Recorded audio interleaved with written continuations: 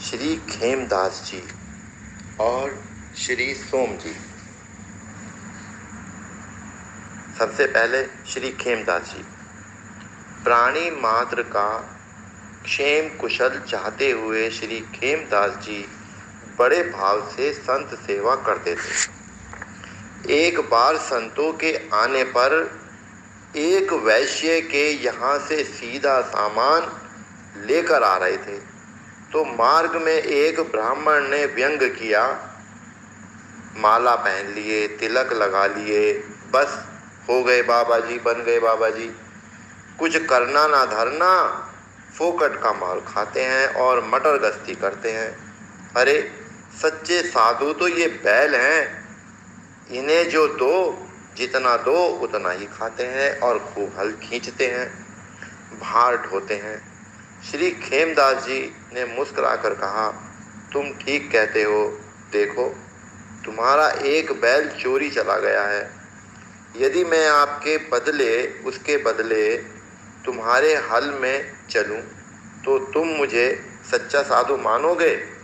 उसने कहा, हाँ, यदि आप भी बैल का परोपकार करें तो मैं मान लूंगा कि आप भी सच्चे संत हैं। श्री खेमदास जी संतों की व्यवस्था करके उस ब्राह्मण के हल में जुटकर बैल के साथ हल खींचने लगे। भगवान से भक्त का यह महाआश्रम देखा नहीं गया। तुरंत प्रभु प्रेरणा से उस ब्राह्मण का चोरी गया बैल वहां आकर खड़ा हो गया। तब श्री खेमदास जी ने ब्राह्मण को क्षमादान देते हुए संत सेवा का उपदेश दिया।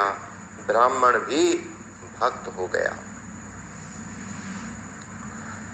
और दूसरी कहानी है श्री सोम जी। श्री सोम जी, आप बड़े ही समृद्धशाली संत थे।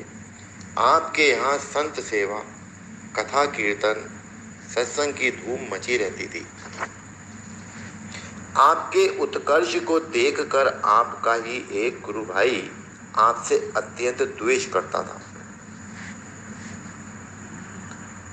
उसने आपका अनिष्ट करने के लिए छल बल तो बहुत किया, परंतु सफल नहीं हो सका। तब अंततोगत्वा उसने आपके श्री गोपाल जी को चुराकर गहरे जलाशय में फेंक दिया, परंतु श्री गोपाल जी स्वयं जलाशय से निकलकर सिंहासन पर आ विराजे। उसने फिर फेंका तो श्री गोपाल जी फिर आ गए। श्री सोम जी को इसका कुछ भी रहस्य मालूम नहीं था।